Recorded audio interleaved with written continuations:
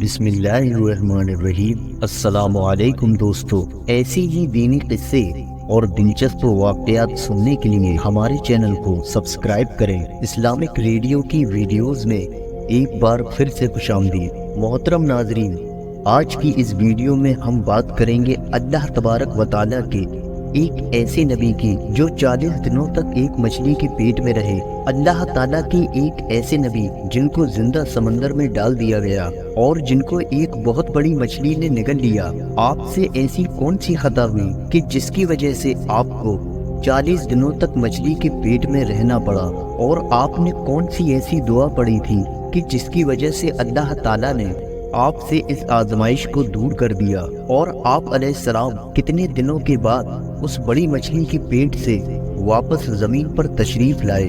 دوستو، اس ویڈیو میں ہم اس ہستی کے متعلق جانیں گے جن کا ذکر قرآن مجید میں یونس اور توریت میں جونا کے نام سے آیا ہے۔ دوستو، آج کی ویڈیو میں ہم آپ کو حضرت یونس علیہ السلام کے عجیب و غریب واقعے کے بارے میں بتائیں گے، اور ساتھ ہی اس خاص دعا کے بارے میں بھی بتائیں گے جس دعا کو حضرت یونس علیہ السلام نے اللہ تعالیٰ کی بارگاہ میں مانگا، اور اللہ تعالیٰ نے اس آزمائش کو آپ سے دور کر دیا۔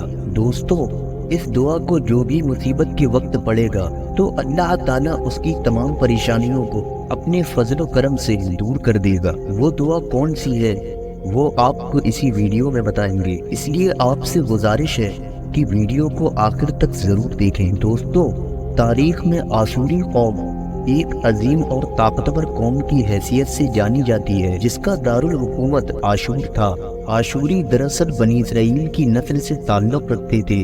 اس زمانے میں دریائے دجلہ کے کنارے نینوا نامی ایک بستی تھی۔ آشور کے ایک بادشاہ نے نینوا میں آشور کے نام پر ایک بت بنوایا۔ آہستہ آہستہ دوسرے بادشاہوں نے بھی بت اور عمارتیں بنوانا شروع کر دی، اور ایک وقت ایسا آیا کہ یہ چھوٹا علاقہ سلطنت آشوریہ کی عظیم و شان دارالسلطنت میں تبدیل ہو گیا۔ دوستو، نینوا شہر کے بیچوں بیچ مندر اور محل تھے جہاں سے آشوریوں کا بادشاہ پوری سلطنت پر حکومت کرتا تھا، اور اونچے تخت پر بیٹھ کر بازاروں، گلیوں اور اپنی پوری سلطنت کا نظارہ کیا کرتا تھا۔ آشور کے مغربی علاقے میں لہلہاتے کھیت تھے، پورا شہر درختوں اور خوبصورت باغات سے بھرا ہوا تھا۔ آشوری لوگ پتھر تراشنے کے ہنر میں بھی ماہر تھے، لہٰذا جگہ جگہ پر سنگ مرمر کی دیواروں پر انہوں نے اپنے بتوں کے نقشے اور ان کے حلیے بنا رکھے تھے۔ مختصر یہ کہ نینوا تہذیب اور تمدن کے لحاظ سے انتہائی ترقی یافتہ شہر تھا۔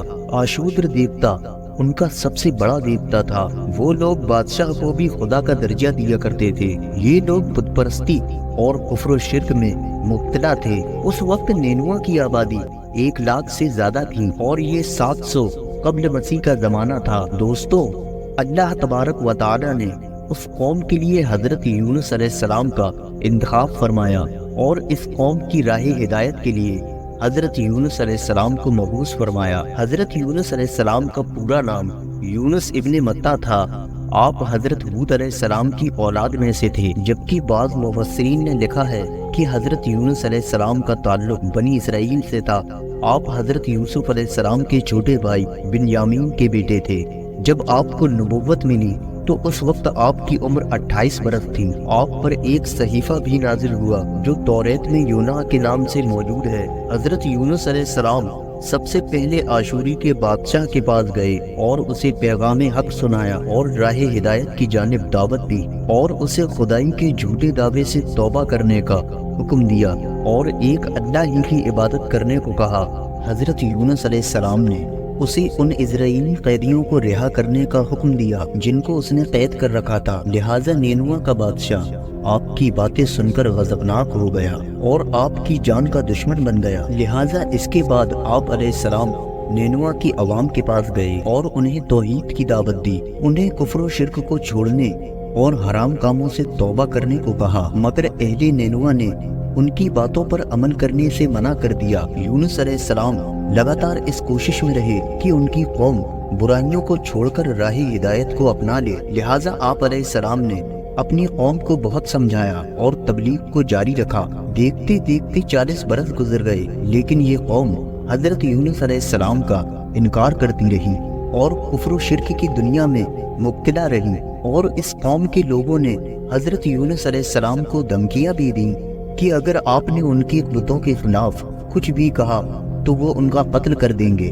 آخر کار حضرت یونس علیہ السلام اپنی قوم سے مایوس ہو گئے۔ جب ان کی سرکشی اور نافرمانیاں حد سے زیادہ بڑھ گئیں تو اللہ تبارک و تعالیٰ نے حضرت یونس علیہ السلام کو حکم دیا کہ لوگوں کو آگاہ کر دو کہ 3 دن کے اندر ان پر اللہ کا عذاب آنے والا ہے۔ لہٰذا دوستوں، حضرت یونس علیہ السلام نے قوم کے سامنے یہ اعلان کیا کہ اگر تم نے 3 دن کے اندر کفر و شرک اور بت پرستی سے توبہ نہ کی اور مسلسل برائیوں میں مبتلا رہے تو تم پر اللہ کا عذاب نازل ہو جائے گا اور یہ پورا شہر تباہ و برباد ہو جائے گا۔ لیکن دوستوں، اس قوم کے لوگوں نے آپ علیہ السلام کی باتوں کا مذاق اڑایا اور کہا کہ ہم تمہاری رب کی طرف سے آنے والے عذاب کا انتظار کریں گے۔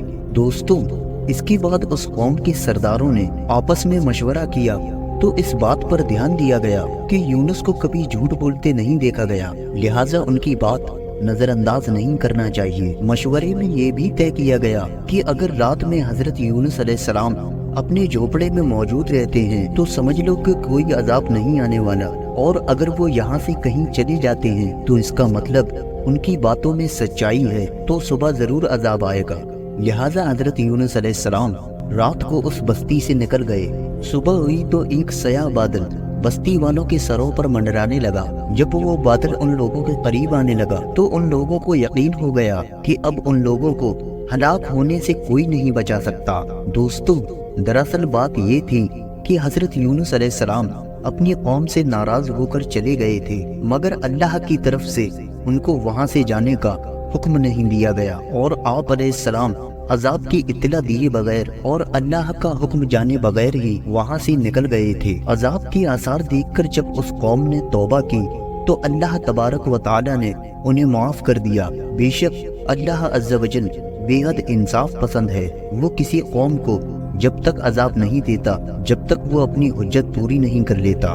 بس حضرت یونس علیہ السلام نے مہلت کے آخری لمحے تک واضح نصیحت کا سلسلہ جاری نہیں رکھا، اور اللہ کے دیے گئے مقرر وقت سے پہلے ہی آپ وہاں سے ہجرت کر گئے، تو اللہ کے انصاف نے اس قوم پر عذاب نازل کرنا گوارا نہیں کیا اور انہیں معاف کر دیا گیا۔ لہٰذا حضرت یونس علیہ السلام اس بستی کو چھوڑنے کے بعد دریائے فرات کے کنارے پہنچ گئے۔ وہاں پر مسافروں سے بھری ہوئی ایک کشتی روانہ ہونے کے لیے تیار تھی، چنانچہ حضرت یونس علیہ السلام بھی اس کشتی پر سوار ہو گئے۔ دوستو، کشتی کچھ دور ہی آگے بڑھی تھی کہ اللہ تعالیٰ کی طرف سے طوفانی ہوائیں چلنے لگیں۔ ان خوفناک طوفانی ہواؤں کی وجہ سے وہ کشتی ڈگمگانے لگی اور کشتی کے ڈوبنے کا خطرہ بڑھ گیا۔ لہٰذا کشتی چلانے والوں نے کشتی کا وزن ہلکا کرنے کے لیے سارا بے فضولی سامان کشتی سے پھینک دیا، لیکن پھر بھی کشتی کے ڈگمگانے پر کوئی فرق نہ پڑا۔ لہٰذا اس وقت کشتی چلانے والوں نے اپنے اپنے عقیدے کے مطابق کہا کہ لگتا ہے کہ کوئی اپنے آقا کا بھاگا ہوا غلام اس کشتی پر سوار ہو گیا ہے۔ جب تک اس غلام کو اس کشتی سے نکالا نہ جائے گا تب تک اس مصیبت سے نجات نہیں ملے گی۔ دوستو، کشتی چلانے والوں کی یہ بات سن کر حضرت یونس علیہ السلام کے من میں یہ خیال آیا کہ میں اللہ تعالیٰ کی وحی کا انتظار کیے بغیر ہی اپنی قوم کے لیے وہاں سے بددعا کر کے چلا آیا، اور شاید اللہ تعالیٰ کو میرا یہ کام پسند نہیں آیا، اس لیے شاید یہ آثار دکھ رہے ہیں اور شاید یہ میری آزمائش ہے۔ چنانچہ یہ منظر دیکھ کر آپ علیہ السلام نے ان ملاحوں یعنی کشتی چلانے والوں سے فرمایا کہ میں ہوں وہ بھاگا ہوا غلام جو اپنے آقا سے بھاگ کر آیا ہے، لہٰذا مجھے اس کشتی سے پھینک دو تاکہ یہ طوفان رک جائے۔ دوستو، کشتی میں سوار جتنے بھی لوگ تھے وہ آپ علیہ السلام کو بخوبی جانتے تھے کہ آپ علیہ السلام بڑے ہی نیک اور پرہیزگار انسان ہیں۔ وہ لوگ آپ کی شرافت سے بخوبی متاثر تھے، چنانچہ ان لوگوں نے آپ کو کشتی سے پھینکنے سے منع کر دیا۔ اس کے بعد یہ طے قرار پایا گیا کہ قرعہ اندازی کی جائے، یعنی کچھ پرچیوں میں وہاں موجود لوگوں کے نام لکھ کر ان پرچیوں کو پھینکا جائے، اور جس کا نام آئے گا اس شخص کو کشتی سے باہر پھینک دیا جائے گا۔ لہٰذا قرعہ اندازی کی گئی تو دوستوں، قرعہ اندازی میں حضرت یونس علیہ السلام کا ہی نام نکل آیا، لیکن دوستوں، حضرت یونس علیہ السلام کا نام دیکھنے کے باوجود بھی ملاحوں اور مسافروں کو یقین نہیں آیا، چنانچہ دوسری بار قرآن اندازی کی گئی اور دوسری بار بھی حضرت یونس علیہ السلام کا نام آیا۔ اس کے بعد تیسری بار قرآن اندازی کی گئی تو ہر بار حضرت یونس علیہ السلام کا ہی نام آیا، لہٰذا اس کے بعد ملاح اور اس کشتی میں موجود مسافر آپ علیہ السلام کو کشتی سے نکالنے پر مجبور ہو گئے۔ اس کے بعد حضرت یونس علیہ السلام نے خود ہی کشتی سے چھلانگ لگا دی۔ اس وقت اللہ تعالیٰ کے حکم سے ایک بڑی مچھلی نے آپ کو نگل لیا اور اس مچھلی نے اللہ تعالیٰ کے حکم سے آپ علیہ السلام کو محفوظ رکھا۔ دوستو، حضرت یونس علیہ السلام مچھلی کے پیٹ میں زندہ تھے اور اللہ تعالیٰ کی وحی کا انتظار کیے بغیر ہی اپنی قوم کو چھوڑ کر آنے پر پچھتا رہے تھے، لہٰذا حضرت یونس علیہ السلام نے مچھلی کے پیٹ میں اللہ کو پکارا۔ ان پر 3 اندھیرے اکٹھے ہو گئے تھے، پہلا رات کا اندھیرا، دوسرا مچھلی کے پیٹ کا اندھیرا اور تیسرا سمندر کی گہرائی کا اندھیرا۔ چنانچہ حضرت یونس علیہ السلام نے اللہ کی بارگاہ میں اپنی معافی کے لیے دعا پڑھی۔ وہ دعا یہ تھی، لا الہ الا انت سبحانک انی کنت من الظالمین، یعنی اے رب العالمین، تیرے سوا کوئی معبود نہیں، تو ہی یکتا ہے، میں تیری پاکی بیان کرتا ہوں، بے شک میں خود ہی ظالم ہوں۔ لہٰذا اللہ تعالیٰ نے حضرت یونس علیہ السلام کی یہ درد بری دعا سنی تو آپ کی دعا کو قبول فرما لیا۔ دوستو، روایتوں کے مطابق اگر یونس علیہ السلام یہ کلمات نہ پڑھتے تو قیامت تک مچھلی کے پیٹ میں ہی رہتے۔ دوستو، رسول اللہ صلی اللہ تعالیٰ علیہ وسلم نے فرمایا کہ یونس نے جب یہ دعا کی تو یہ کلمات عرش کے گرد گھومنے لگے، فرشتے کہنے لگے کہ یہ بہت دور دراز سے آواز آ رہی ہے اور یہ آواز بہت ہی کمزور ہے۔ اللہ نے یونس علیہ السلام کی آواز کو سنا اور فرمایا کہ کیا تم اس آواز کو نہیں پہچانتے؟ فرشتوں نے کہا نہیں۔ فرمایا کہ یہ میرے بندے یونس کی آواز ہے۔ فرشتوں نے کہا کہ یہ وہی یونس ہے جس کے پاک عمل اور قبول شدہ ہر روز تیری طرف چڑھتے تھے، اے اللہ مصیبت کے وقت اس پر رحم کر۔ لہٰذا اللہ تعالیٰ نے اس مچھلی کو حکم دیا کہ وہ آپ علیہ السلام کو بغیر کسی تکلیف کے سمندر کے کنارے اگل دے۔ دوستوں، روایتوں کے مطابق حضرت یونس علیہ السلام 40 دنوں تک اس مچھلی کے پیٹ میں رہے، لہٰذا دوستوں اس مچھلی نے اللہ کے حکم سے آپ علیہ السلام کو سمندر کے کنارے اگل دیا۔ مچھلی کے پیٹ میں 40 دنوں تک رہنے کی وجہ سے آپ کا جسم ایسا ہو گیا تھا جیسے پرندے کا پیدا شدہ بچہ جس کا جسم نرم ہوتا ہے، اور آپ کے جسم کے سارے بال بھی غائب ہو چکے تھے، آپ بہت ہی کمزور ہو گئے تھے۔ اس کے بعد اللہ تعالیٰ نے سمندر کے کنارے پر ایک سرسبز درخت اگایا جس کے ذریعے آپ علیہ السلام پر سایہ ہو گیا۔ اس کے بعد اللہ تعالیٰ نے ایک بکری بھیجی جو آپ کو دودھ پلاتی تھی۔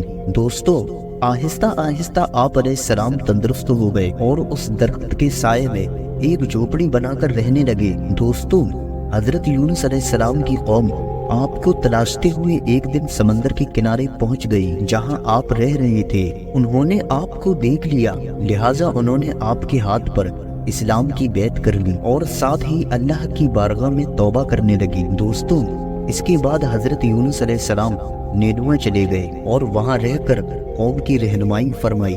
دوستوں، آپ علیہ السلام کی قوم نے آپ کے نینوے میں واپس لوٹنے پر بہت خوشی کا اظہار کیا اور پھر وہ لوگ حضرت یونس علیہ السلام سے دین کی تعلیم حاصل کرنے لگے۔ دوستو، اس قوم نے دنیا میں بھی کامیابی حاصل کی اور آخرت میں بھی کامیاب ہو گئے، اور اس طرح اللہ تعالیٰ نے اس قوم کو بخش دیا۔ دوستو، حضرت یونس علیہ السلام کی زندگی نینوا میں ہی گزری اور وہی آپ کا انتقال ہو گیا۔ اللہ تعالیٰ سے دعا ہے کہ اللہ تعالیٰ ہمیں نیک اعمال کرنے کی توفیق عطا فرمائے اور برے اعمال سے ہمیں نجات دلائے، اور حضور اکرم صلی اللہ تعالیٰ علیہ وسلم کی محبت کے اندر جینا مرنا نصیب فرمائے، آمین۔ تو دوستو، یہ تھا آج کا واقعہ۔ ویڈیو پسند آئی ہو تو اسے لائک کریں، کمنٹ کریں اور شیئر کریں، اور ایسی ہی دینی قصے اور دلچسپ واقعات سننے کے لیے ہمارے چینل کو سبسکرائب کریں۔ السلام علیکم ورحمۃ اللہ وبرکاتہ۔